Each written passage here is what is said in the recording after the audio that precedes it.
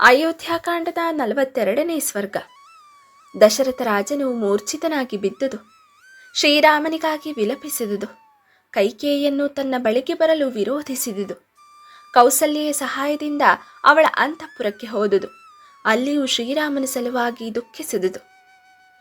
ಅರಣ್ಯಾಭಿಮುಖವಾಗಿ ಹೋಗುತ್ತಿದ್ದ ಶ್ರೀರಾಮನ ರಥದ ಕಡೆಗೆ ನೆಟ್ಟ ದೃಷ್ಟಿಯಿಂದ ನೋಡುತ್ತಾ ನಿಂತಿದ್ದ ರಾಜನು ರಥದ ಚಲನೆಯಿಂದ ಮೇಲೇಳುತ್ತಿದ್ದ ಧೂಳಿಯು ಕಾಣುವವರೆಗೂ ತನ್ನ ದೃಷ್ಟಿಯನ್ನು ಹಿಂದಕ್ಕೆ ತೆಗೆದುಕೊಳ್ಳಲೇ ಇಲ್ಲ. ಎಲ್ಲಿಯವರೆಗೆ ರಾಜನು ತನ್ನ ಪ್ರಿಯನಾದ ಮತ್ತು ಪರಮ ಧಾರ್ಮಿಕನಾದ ಪುತ್ರನನ್ನು ಕಾಣುತ್ತಿದ್ದನೋ ಅಲ್ಲಿಯವರೆಗೂ ಭೂಮಿಯ ಮೇಲಿದ್ದ ಅವನ ಶರೀರವು ಮಗನನ್ನು ನೋಡಲು ವೃದ್ಧಿ ಹೊಂದುತ್ತಲೇ ಇದ್ದಿತು. ಯಾವಾಗ ರಥಚಕ್ರದಿಂದ ಹುಟ್ಟುತ್ತಿದ್ದ ಧೂಳಿಯು ದಶರಥನಿಗೆ ಕಾಣಲಿಲ್ಲವೋ ಆಗ ರಾಜನು ಪರಮ ದುಃಖಿತನಾಗಿ ವಿಷಣ್ಣನಾಗಿ ಭೂಮಿಯಲ್ಲಿ ಬಿದ್ದನು.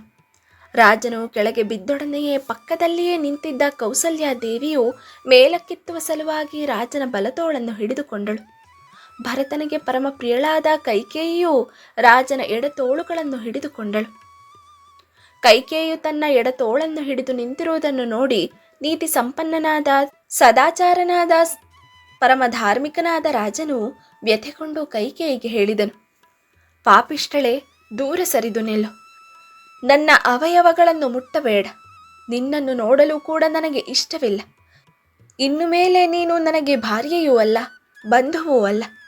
ನಿನ್ನನ್ನು ಆಶ್ರಯಿಸಿಕೊಂಡು ಯಾರು ಜೀವಿಸುತ್ತಿರುವರೋ ಅವರಿಗೂ ನಾನು ರಾಜನಲ್ಲ. ಅವರು ನನ್ನ ಪರಿವಾರಕ್ಕೆ ಸೇರಿದವರು ಆಗುವುದಿಲ್ಲ.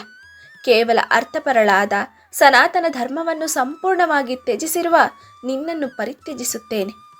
ದುಷ್ಟ ಹೃದಯಳೇ, ನಿನ್ನ ಪಾಣಿಗ್ರಹಣ, ಆ ಸಮಯದಲ್ಲಿ ಮಾಡಿದ ಅಗ್ನಿ ಪ್ರದಕ್ಷಿಣೆ ಎಲ್ಲವನ್ನೂ ಪರಿತ್ಯಜಿಸುತ್ತೇನೆ.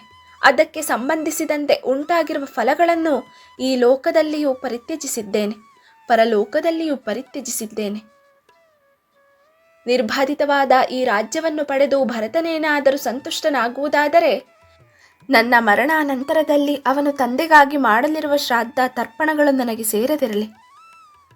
ರಾಜನು ಕೈಕೇಯಿಯೊಡನೆ ಹೀಗೆ ಹೇಳಿದ ನಂತರ ಶೋಕಪೀಡಿತಳಾದ ಕೌಸಲ್ಯಾದೇವಿಯು ನೆಲದ ಮೇಲೆ ಬಿದ್ದು ಧೂಳಿನಿಂದ ಆಚ್ಛಾದಿತನಾಗಿದ್ದ ರಾಜನನ್ನು ಹಿಡಿದೆಬ್ಬಿಸಿ ತನ್ನ ಅಂತಃಪುರಕ್ಕೆ ಕರೆದೊಯ್ದಳು. ನಿರ್ದೋಷಿಯಾದ ಬ್ರಾಹ್ಮಣನನ್ನು ಸ್ವೇಚ್ಛೆಯಿಂದಲೇ ಕೊಂದು ಅನಂತರ ಸಂಕಟ ಪಡುವಂತೆ ಅಗ್ನಿಯೆಂದು ತಿಳಿದು ಅದನ್ನು ಮುಟ್ಟಿ ಅನಂತರದಲ್ಲಿ ಅದರ ಯಾತನೆಯನ್ನು ತಾಳಲಾರದೆ ದುಃಖಿಸುವಂತೆ ರಾಜನು ಶ್ರೀರಾಮನನ್ನು ಕಾಡಿಗೆ ಕಳುಹಿಸಿದುದಕ್ಕಾಗಿ ಸಂಕಟಪಟ್ಟನು. ಬಾರಿ ಬಾರಿಗೂ ಹಿಂದಿರುಗಿ ಶ್ರೀರಾಮನ ರಥವು ಹೋದ ಮಾರ್ಗವನ್ನೇ ದಿಟ್ಟಿಸಿ ನೋಡುತ್ತಿದ್ದಂತೆಲ್ಲ ರಾಜನ ಹೃದಯವು ಸಂಕಟದಿಂದ ಬಹಳವಾಗಿ ಪರಿತಪಿಸುತ್ತಿದ್ದಿತು. ರಾಹುಗ್ರಸ್ತನಾದ ಚಂದ್ರನಂತೆ ನಿಸ್ತೇಜನಾದನು. ದಶರಥನು ಮಗನನ್ನು ಬಾರಿ ಬಾರಿಗೂ ಸ್ಮರಿಸಿಕೊಂಡು ಗೋಳಾಡುತ್ತಿದ್ದನು. ಅಯ್ಯೋ, ನನ್ನ ಮಗನು ಈ ವೇಳೆಗೆ ಅಯೋಧ್ಯ ಪಟ್ಟಣದ ಗಡಿಯನ್ನು ದಾಟಿಬಿಟ್ಟಿರಬಹುದಲ್ಲವೇ ಎಂದು ಭಾವಿಸಿಕೊಳ್ಳುತ್ತಿದ್ದನು.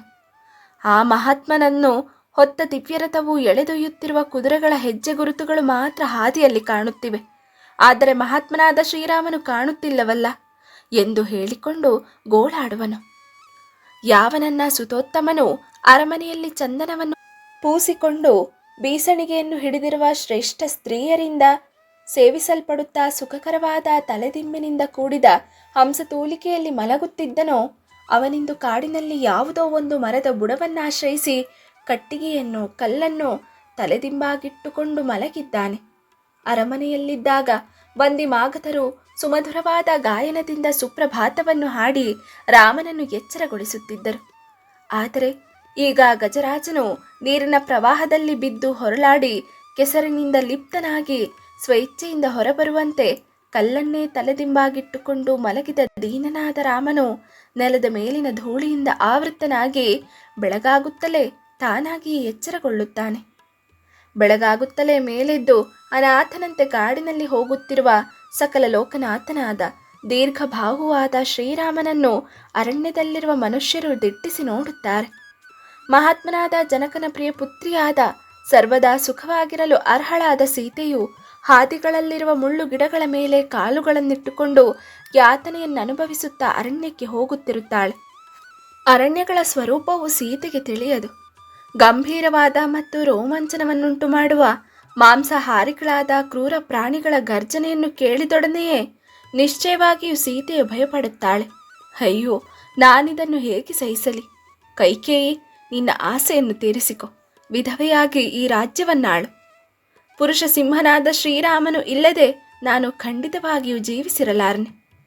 ಹೀಗೆ ರಾಜನು ಗೋಳಾಡುತ್ತಾ ಜನಸಮೂಹದಿಂದ ಪರಿವೃತ್ತನಾಗಿ ಮರಣದ ವಾರ್ತೆಯನ್ನು ಕೇಳಿ ಸ್ನಾನ ಮಾಡಿದವನಂತೆ ಕಲ್ಮಶಯುಕ್ತವಾಗಿದ್ದ ರಮ್ಯವಾದ ಅರಮನೆಯನ್ನು ಪ್ರವೇಶಿಸಿದನು. ಅಯೋಧ್ಯ ಪಟ್ಟಣದ ಚೌಕಗಳು, ಮನೆಗಳು ಶೂನ್ಯವಾಗಿದ್ದವು. ದೇವಗಾರಗರು, ಅಂಗಡಿಗಳು ಮುಚ್ಚಿದ್ದವು. ಬಳಲಿದ, ದುರ್ಬಲರಾದ ಮತ್ತು ದುಃಖ ಪೀಡಿತರಾದ ಜನರಿಂದ ಅಯೋಧ್ಯ ಪಟ್ಟಣವು ತುಂಬಿದ್ದಿತು. ಬೀದಿಗಳಲ್ಲಿ ಒಬ್ಬಿಬ್ಬರು ಓಡಾಡುತ್ತಿದ್ದರು.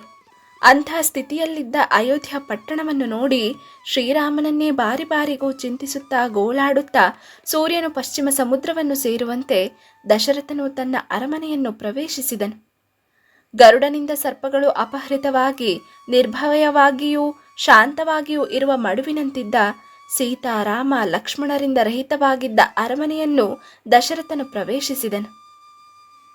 ಬಳಿಕ ದಶರಥನು ಬಿಕ್ಕಿ ಬಿಕ್ಕಿ ಅಳುತ್ತಾ ಗದ್ಗದ ಸ್ವರದಿಂದ ಮೃದುವಾದ, ಸ್ಪಷ್ಟಾರ್ಥವಿಲ್ಲದ ದೈನ್ಯತೆಯಿಂದ ಕೂಡಿದ, ಕೇಳಿಸಿಯೋ ಕೇಳಿಸದಂತಹ ಧ್ವನಿಯಿಂದ ಹೇಳಿದನು: ದ್ವಾರಪಾಲಕರೇ, ನನ್ನನ್ನೀಗಲೇ ಕೌಸಲ್ಯಾದೇವಿ ಅಂತಃಪುರಕ್ಕೆ ಕರೆದುಕೊಂಡು ಹೋಗಿರಿ. ನನ್ನ ಮನಸ್ಸಿಗೆ ಬೇರೆಲ್ಲೂ ಸಮಾಧಾನವು ಸಿಕ್ಕಲಾರದು. ಅತ್ಯಂತ ವಿನೀತನಾದವನು ಮಾತನಾಡುವಂತೆ ಮಾತನಾಡುತ್ತಿದ್ದ ರಾಜನನ್ನು ದ್ವಾರದರ್ಶಿಗಳು ಕೌಸಲ್ಯಾದೇವಿ ಅಂತಃಪುರದಲ್ಲಿ ಬಿಟ್ಟರು. ಕೌಸಲ್ಯ ಅಂತಃಪುರವನ್ನು ಪ್ರವೇಶಿಸಿದ ರಾಜನಿಗೆ ಅಲ್ಲಿದ್ದ ಅಂಸತೂಲಿಕಾ ತಲ್ಪದಲ್ಲಿ ಮಲಗಿದರೂ ಮನಸ್ಸು ಸ್ವಾಸ್ಥ್ಯದಿಂದ ಇರಲಿಲ್ಲ, ಚಂಚಲವಾಗಿದ್ದಿತು. ಇಬ್ಬರು ಮಕ್ಕಳಿಂದಲೂ ಮತ್ತು ಸೊಸೆಯಿಂದಲೂ ವಿಹೀನವಾಗಿದ್ದ ಕೌಸಲ್ಯಾದೇವಿ ಅಂತಃಪುರವು ಚಂದ್ರನಿಲ್ಲದ ಆಕಾಶದಂತೆ ಕಾಂತಿಹೀನವಾಗಿ ಕಂಡಿತು. ಕಾಂತಿಹೀನವಾಗಿದ್ದ ಅಲ್ಲಿನ ವಾತಾವರಣವನ್ನು ಕಂಡು ವೀರ್ಯವಂತನಾದ ಮಹಾರಾಜನು ತನ್ನ ತೋಳುಗಳೆರಡನ್ನೂ ಮೇಲೆತ್ತಿ, ಹಾ ರಾಮ, ನಮ್ಮಿಬ್ಬರನ್ನು ಬಿಟ್ಟು ಹೋದೆಯಲ್ಲವೇ, ಅಯ್ಯೋ ಎಂದು ಗಟ್ಟಿಯಾಗಿ ಕೂಗಿಕೊಂಡನು. ಶ್ರೀರಾಮನು ಪುನಃ ಅಯೋಧ್ಯೆಗೆ ಬರುವವರೆಗೂ ಯಾವ ಪುರುಷ ಶ್ರೇಷ್ಠರು ಜೀವಿಸಿರುವರೋ ಮತ್ತು ಅಯೋಧ್ಯೆಗೆ ಆಗಮಿಸಿದ ಶ್ರೀರಾಮನನ್ನು ಆಲಿಂಗಿಸಿಕೊಂಡು ನೋಡುವರೋ ಅವರೇ ಪರಮಸುಖಿಗಳು. ಪ್ರಳಯ ಕಾಲದ ರಾತ್ರಿಯಂತಹ ರಾತ್ರಿಯು ಪ್ರಾಪ್ತವಾಗಲಾಗಿ ಅರ್ಧರಾತ್ರಿಯಲ್ಲಿ ದಶರಥನು ಕೌಸಲ್ಯಗೆ ಈ ಮಾತನ್ನು ಹೇಳಿದನು: ಕೌಸಲ್ಯೆ, ರಾಮನನ್ನೇ ಹಿಂಬಾಲಿಸಿ ಹೋಗಿರುವ ನನ್ನ ದೃಷ್ಟಿಯು ಇನ್ನೂ ಹಿಂದಿರುಗಲೇ ಇಲ್ಲ. ಮಗ ಶ್ರೀರಾಮನ ಹೊರತಾಗಿ ನನಗೆ ಮತ್ತೇನು ಕಾಣುತ್ತಲೇ ಇಲ್ಲ. ನಿನ್ನನ್ನು ನಾನು ಕಾಣುತ್ತಿಲ್ಲ. ಶ್ರೀರಾಮನ ಮೈದಡವಿ ಆಧರಿಸಿದ ಕೈಗಳಿಂದ ನನ್ನನ್ನು ಸ್ಪರ್ಶಿಸು. ಹಾಸಿಗೆಯ ಮೇಲೆ ಮಲಗಿ ಶ್ರೀರಾಮನೊಬ್ಬನನ್ನೇ ಅನವರತವಾಗಿ ಚಿಂತಿಸುತ್ತಿದ್ದ ರಾಜನನ್ನು ನೋಡಿ ಕೌಸಲ್ಯಾದೇವಿಯು ಆರ್ತಭಾವದಿಂದ ಕೂಡಿದವಳಾಗಿ ಪತಿಯ ಪಕ್ಕದಲ್ಲೇ ಕುಳಿತು ಗೋಳಾಡಿದಳು. ಇಲ್ಲಿಗೆ 42ನೇ ಸ್ವರ್ಗವು ಮುಗಿಯಿತು.